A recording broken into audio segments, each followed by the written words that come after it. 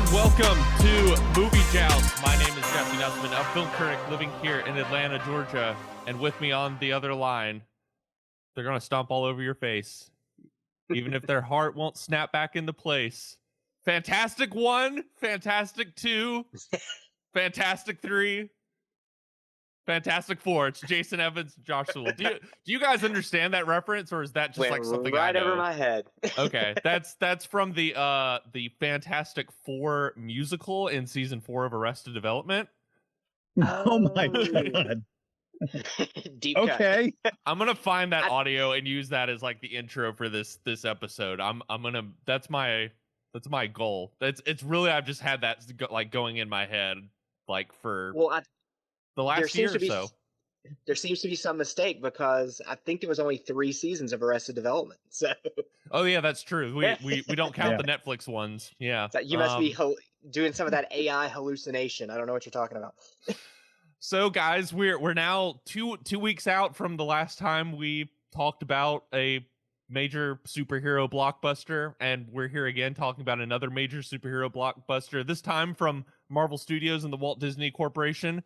It is Fantastic Four: First Steps, a movie I have not seen because I was coming back from a wedding, but you guys have seen, and that leaves me the opportunity to pick your brains about one of the more consequential blockbusters of the summer. So guys, how's Fantastic Four? Did they finally get it right this time? Attempt number 5? Yeah, I think so. I'll go ahead and say, I think, I need to rest on it. I need to sit on it a little bit longer to make this definitive, but I'll go ahead and say my initial reaction is that this is the best Marvel movie since Avengers Endgame, maybe since Spider-Man No Way Home, which came right after Avengers Endgame.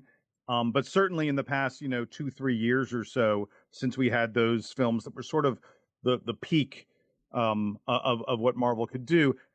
Admittedly, that's not a high bar to be the best in the past 2 years. But look, coming on the heels of Thunderbolts, which I think all of us agreed was a very solid effort by Marvel. Mm-hmm. Not me. Boo.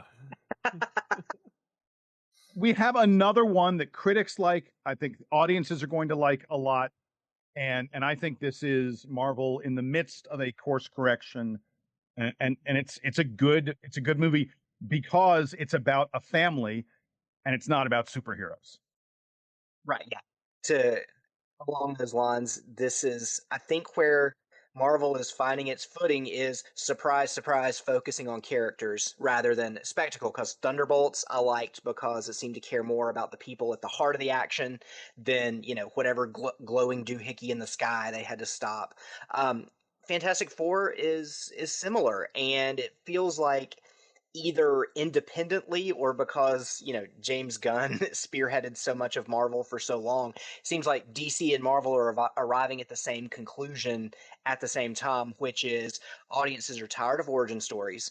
Audiences have seen 50 gazillion versions of these characters. Let's just drop everybody in the middle of the action and just assume we all know what's going on, which I thought was one of the several interesting parallels between this and Superman. I think we're going to talk about both of them together in a little bit, but you get a little montage at the beginning, like we've seen in the trailers, like the sort of 60s style talk show host. He kind of gives us an overview of where we are in the story, and again, we're several years into superpowers here. We're several years into Americans knowing them and loving them.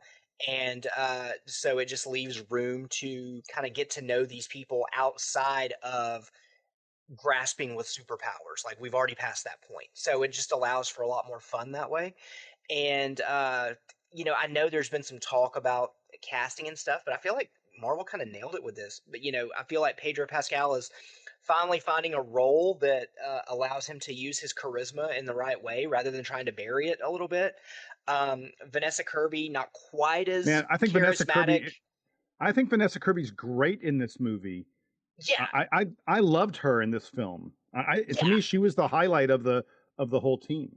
Yeah, to me, like not quite as dynamic as she was in the Mission Impossible movies, but it's showing kind of what a well-rounded actress she is. Because Sue Storm is a totally different kind of character than she's playing in Mission Impossible. So I think because she's so steeped in like indie movies and stuff, I think that this is going to allow mainstream audiences to kind of see a new side of her, which is good. Joe Quinn is great as Human Torch, and I feel like the Thing kind of is the sort of stealth MVP of this one. I think he gets some of the best lines. He gets some of the best, I agree. his subplot's so really hard. interesting.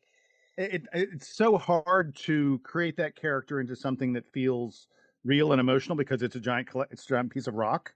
Yeah, I mean, that's the reality of what the Thing is.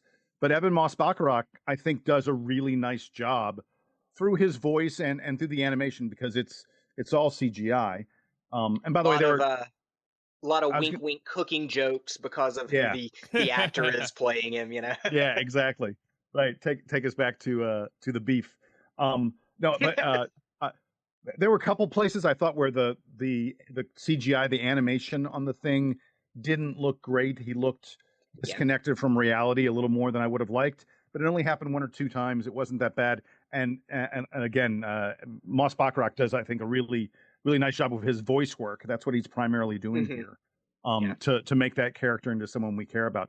The bottom line, Jesse, is that you're going to care about these characters and you care about them as a family. And that's why the movie works. And very much to echo something Josh said, James Gunn gave us like 5 lines of dialogue at the top of Superman that was the origin story that was setting up the whole universe. This movie does very much the same thing with the opening sequence with the TV host setting up the history of the Fantastic Four. And as a result, they launch into the story. And I think in both cases, it benefits the film so much to not get bogged down in that stuff. And then the other thing I would say is Marvel movies have felt like homework for a long time now. Yep. We've been, did you watch the TV show? Oh, do you understand why this guy's Captain America now? He used to not be Captain. You don't understand why this character is interacting with this one. This is why this guy has his shield. Oh, wait, have I watched enough TV shows? It felt like homework. I saw an incredible stat the other day that like Marvel had gone from like over the first 15 years of Marvel, they produced 70 hours of entertainment. And over the past 5 years, they've produced 170 hours of entertainment. Those numbers may be off a little bit, but they're not off that much. It's insane. This movie doesn't feel like homework. By taking us to a completely different Earth, this is connected to the current 8 or something like that. Yeah. It's like an alternative universe, basically. Yeah, right? Exactly. They're going to connect these characters to the other characters we're familiar with. But for this movie, they are elsewhere. We don't need to deal with hey, what about the snap? Hey, what's going on with Iron Man while all this is happening? All these other things that have, are a burden, are luggage, baggage that the other Marvel movies have to carry. None of that in this film. Yeah. And as a result, it is way, way better than what we've gotten lately. So, yeah, that's you kind of was stepping on what I was gonna say, but the fact that sorry, no, you're good. It's just not a lot of jousting this time. I don't understand why Marvel isn't selling that aspect more in the trailers and stuff, because it does feel like the anticipation for this one feels a little muted to me, and I feel like if Marvel was saying like, look, you don't need to watch 30 other movies and 10 Disney Plus shows. This is its own thing. It's a completely standalone movie. I don't even think, unless I missed them, there were any like little winks or nods to other films. I think this was its own. There's nothing. Thing, which was the really refreshing. The only winks and nods are to things that exist within Fantastic Four comics. Yeah. Like for example, there's a shot of the UN where there's a certain country. Right. That you're like, wait a second, I know where that leads someplace. But I'm not going to give it away. And there's a character that sort of is mentioned offhand at the beginning, plays a role at the end that is sort of a classic Fantastic Four character from the comics. But other than that, this is not connected to the MCU, the Marvel Cinematic Universe, at all. Yeah, so, even the the required in credits scenes or whatever. nothing to do with other films. There's a little bit of setting up for later, but not It's in so a way nothing. that, yeah. These are the least interesting and least consequential post-credit scenes that Marvel's ever done. Yeah, absolutely. Cool. So I will skip them. Jason, you mentioned on a previous episode, or maybe it was just like when we were all talking, like after a recording or something, that Fantastic Four was one of the sort of big comic books for you growing up. So Definitely. I kind of want to pose this question to you, though, Josh. If you have any, theories yourself, feel free to throw them in. But why do you think this has been such a tricky property for Hollywood to adapt? Of like, this is by far not the first Fantastic Four movie. There's, a Roger Corman version from the 90s that was like not even really released. Like, you can doesn't find, even count. Yeah. Then there are the two Tim Story ones, which did okay, but like no one really likes them. And then there is the 2015 one, which is one of the more like infamous like Hollywood train wrecks of the last 10 years. So why is this? Because this is like a very, like, I read something yesterday that like Marvel has put out pretty much a Fantastic Four comic like every week or every month. Probably like every month since like the 60s. And like, this is one of their more reliable properties and more reliable characters that has sort of always been a centerpiece to the comics. And I don't know. I'm just sort of curious, as you as a fan of these characters, like, why has it taken so long? And what is it about this new movie that it sounds like to you guys has sort of, if not fully cracked that formula, at least cracked it much better than like all the previous adaptations have before? Well, so one thing I'll say is that I thought the first two, I'm not counting the Roger Corman one. The first two movies had the burden of the Thing, and by that I mean I'm blanking. Michael Chiklis was in like, I don't know, like a styrofoam suit or something like that. I don't even know what they did. I went back and watched them, and it looks really janky. Like, you can see it, like it looks like a Party City outfit. Like, you can see like the rubber folding on him as he's like trying to move and stuff like that. It's bad. It's really bad, and I think it distracts so much from any connection that you could possibly have to you can't immerse yourself in a film where you're like, that looks ridiculous. The other thing is, those films, I think they struck like this weird comedic kind of tone. I think that they couldn't figure out that audiences were maybe ready for the kind of powers that the Fantastic Four have. Remember that for the most part, as we're coming up through comic book movies, the Fantastic Four had like these weird cosmic kind of powers. Mr. Fantastic stretches. Sue has force fields. It's a little different than Iron Man building a really cool suit. Or even Spider-Man being bit by a spider and having it feels different to me. And I think that a lot of the movies have struggled with the powers and how they change the people. But then the biggest thing is, you've got to get the family dynamic right. The reason the Fantastic Four are known as the first family of Marvel is because they are a family and they work as a team. I recall growing up, one of the things that I didn't realize it at the time, one of the things that as I look back on Fantastic Four comics, almost always they were solving problems together. Yes, Reed had the big brain. Yes, Ben Grimm, the Thing, was using his muscles. Johnny's, impulsive, and they each have their character traits, but they work together a lot. And I think the movies have not done a great job of capturing that. And this movie tries a lot harder, and I think succeeds a lot more in giving each one of these four characters something to do, a reason to be a part of the team and to be a part of the solution that they need to get there at the end. And to me, that's why it's better than those previous films. Yeah, I think another part of that is just a lot of it comes down to casting. Pedro Pascal is, nothing against these previous films, but they succeed. You saying Pedro Pascal's a better actor than on... Ian Gruffin? Yeah, he's like, the guy's not bad. He was just a blank slate, and and say what you will about Jessica Alba, she certainly has her range that that Right, right. she can tackle, and being genius scientist is not one.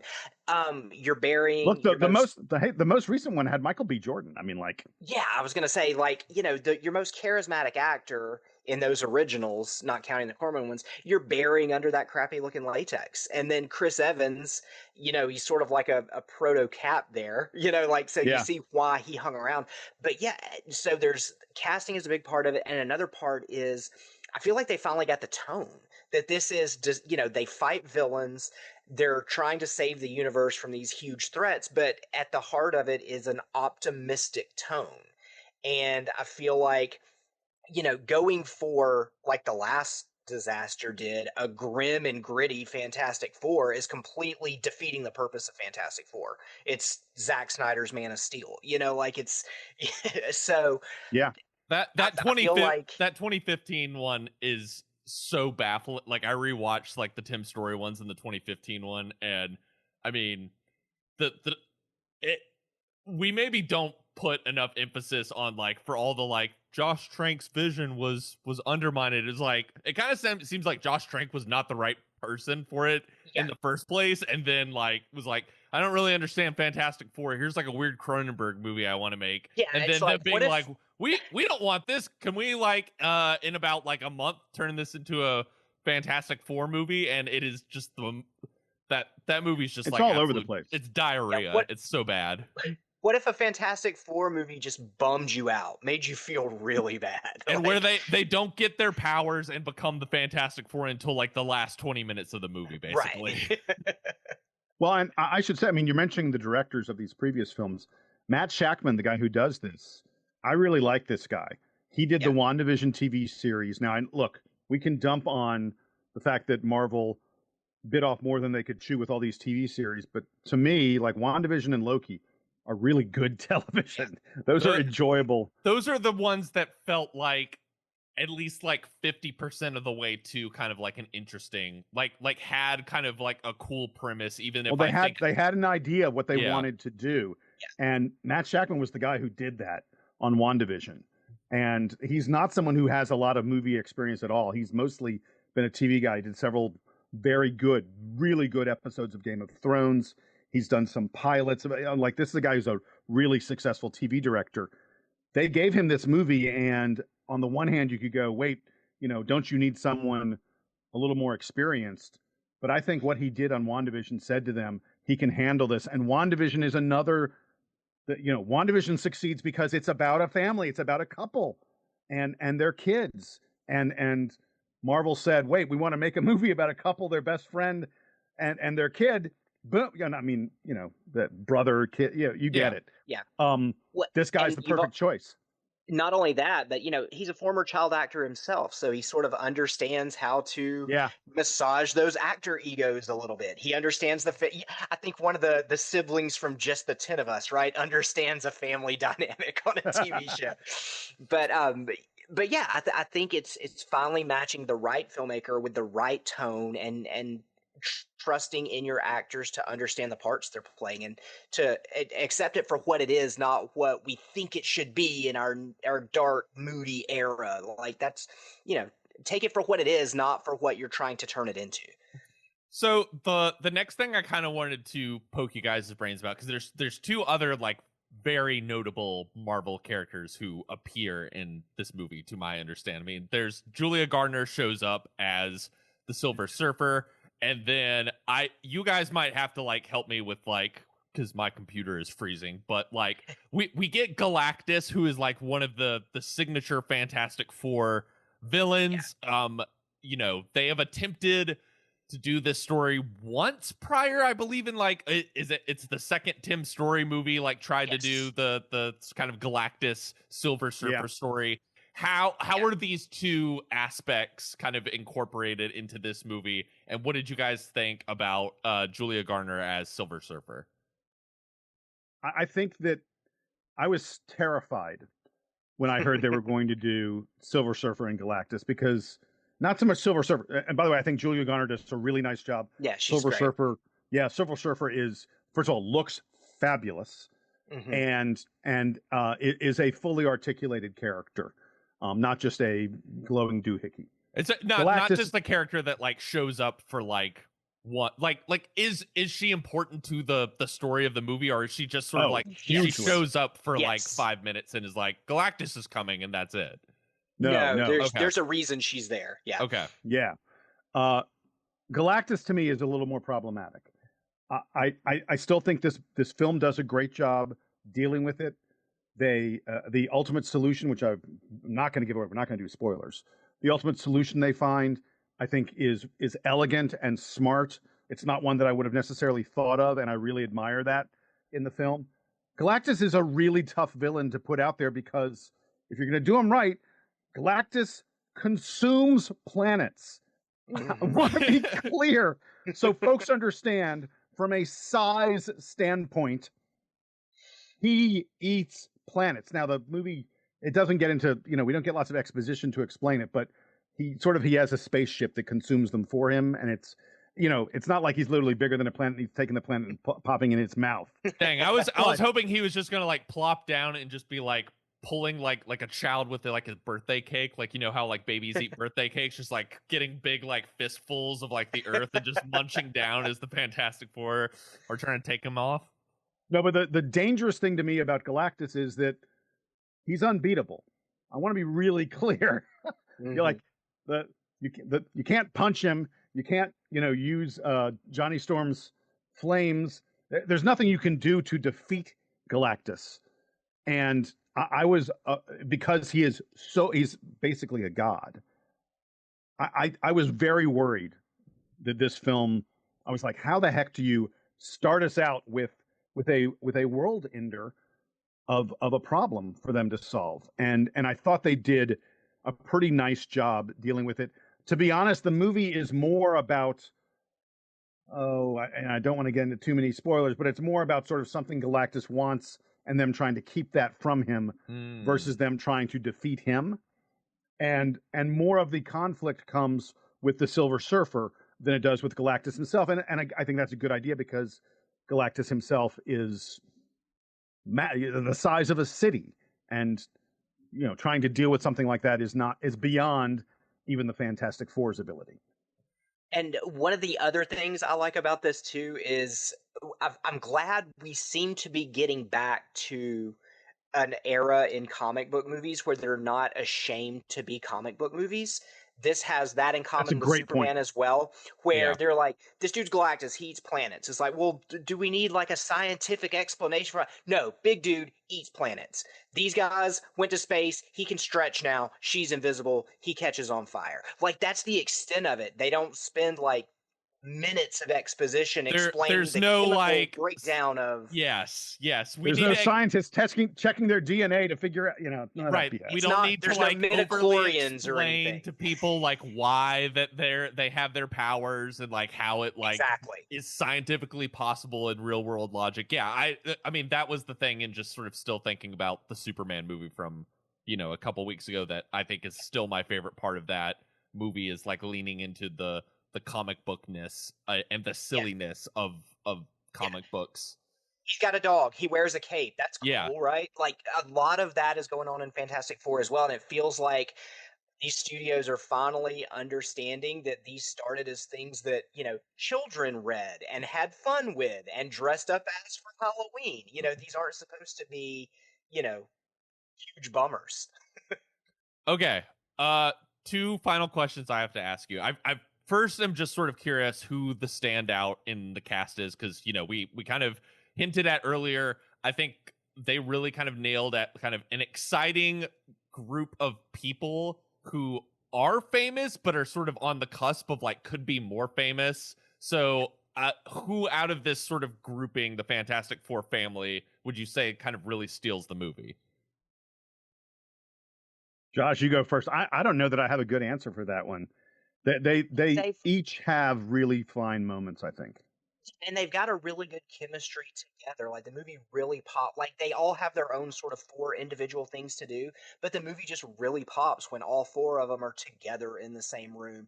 Kind of like we were talking about earlier. I think if you're just going with pure like entertainment value, I think The Thing and Moss Baccarat is going to give you the most bang for your buck there. But if you're just talking about the character who really sort of like really captures the tropes, the characteristics of the person they're playing, I think that's Pedro Pascal. Is fantastic. Like he really brings on the like the super genius thing, but not the sort of like tortured super genius like Tony Stark. He's just like, we got a problem. Let me go over to the chalkboard. It's just a part of who he is. It's not the thing that's keeping him from being really happy. Like it's just Yeah. a component of who he is. So I guess that's a long-winded answer to your question, but I think they're all really solid. I would add one more thing, which is that when I think about the Fantastic Four, I think about the comics I read growing up. I will freely admit that I'm not someone who currently reads comic books. So it may be that the Sue Storm, Vanessa Kirby's character, it may be that Sue has changed over the years. She probably has. The Sue Storm that I remember growing up was always a damsel in distress. And I was relieved, thrilled, even though this film is very much harkening back to the early days of the Fantastic Four. With even a visual and story callback to the very first episode, or sorry, first comic of the Fantastic Four that featured the Mole Man. Despite that, they very much have updated Sue Storm, and she is a character with agency. She is very much the strong leader of the team to some extent. I mean, I actually think she's almost more of in charge than Pedro Pascal is. If you've ever been married, then you understand the wife. The wife probably is in charge. But I really appreciated that about the character. That it wasn't. I remember vividly reading Fantastic Four comics where Sue Storm has a force field up and she's like, "Oh no, I'm so weak, it's about to collapse." Like Sue Storm is always like, just barely has enough strength. This Sue Storm is a strong character. She's backing down from nothing. And I just wanted to shout that out because I really think that's a strong thing that they have changed from the early beloved Fantastic Four comics. Okay, Yeah, I guess if I was going to have one gripe about casting, it's I'm not, and I don't know if this is just that they're establishing people for later or what, but I was just kind of baffled that they would cast somebody like Natasha Lyonne for a relatively throwaway nothing character. part. Yeah. She's what? Yeah, she pops up. She's super fun. She's cute.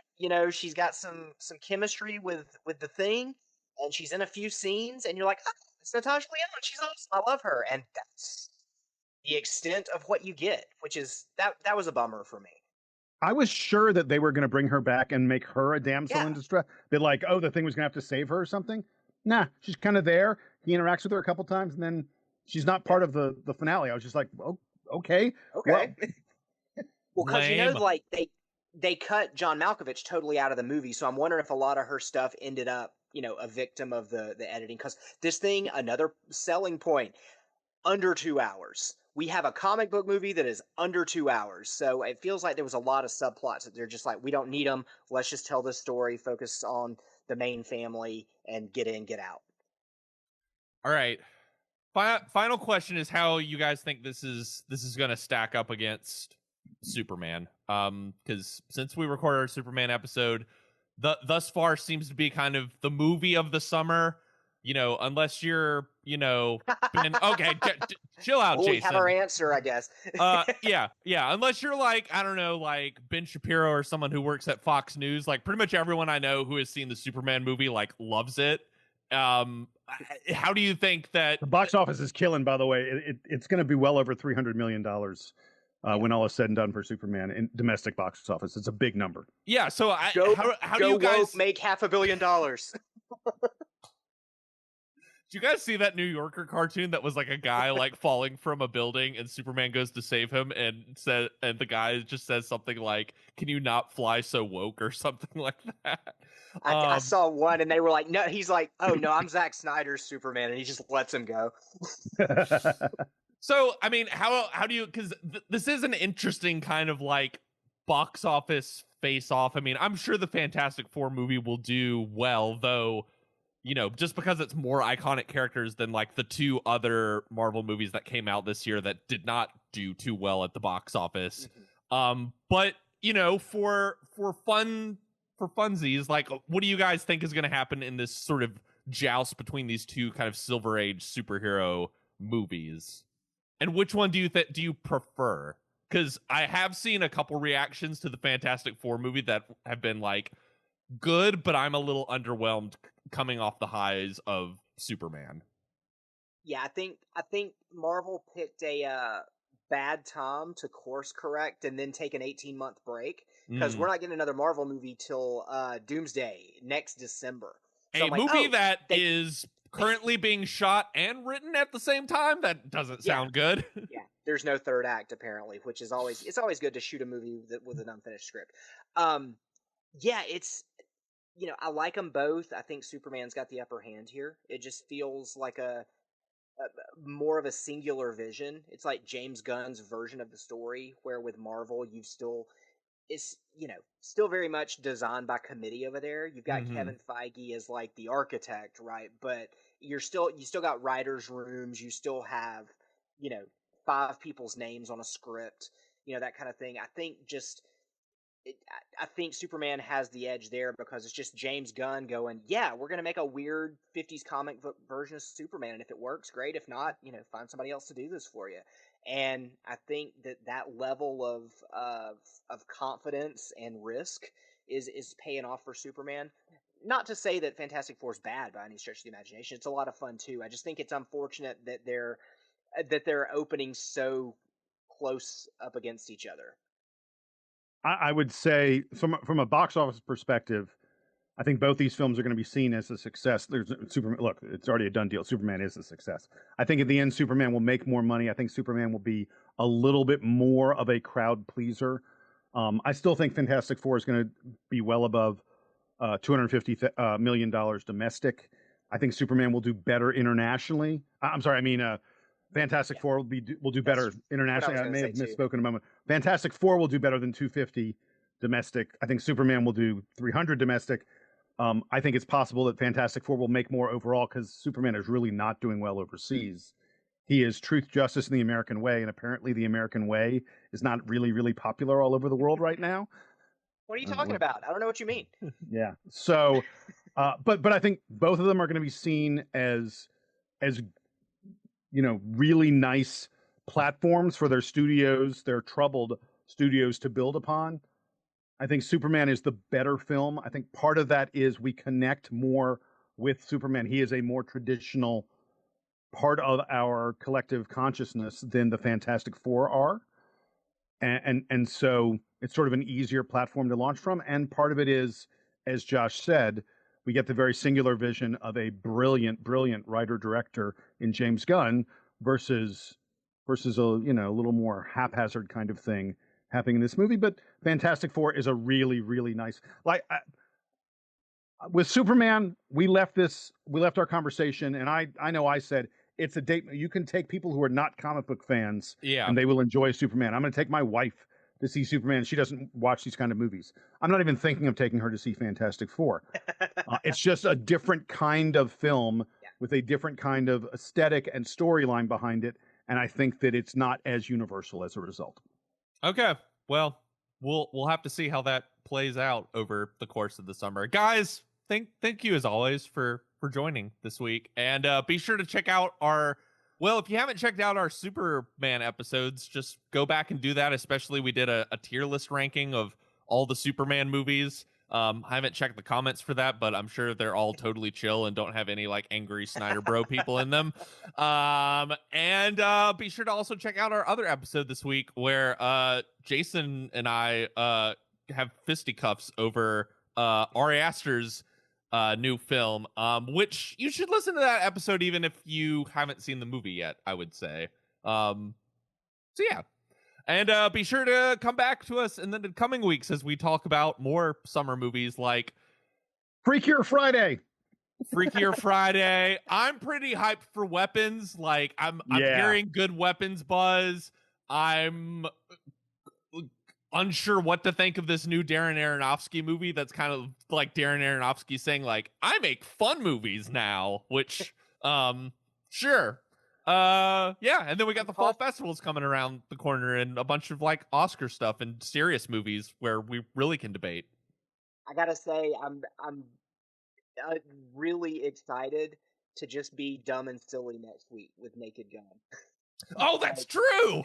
Yeah, like I'm ready to be stupid. Can I admit something? I've never seen a single Naked Gun movie.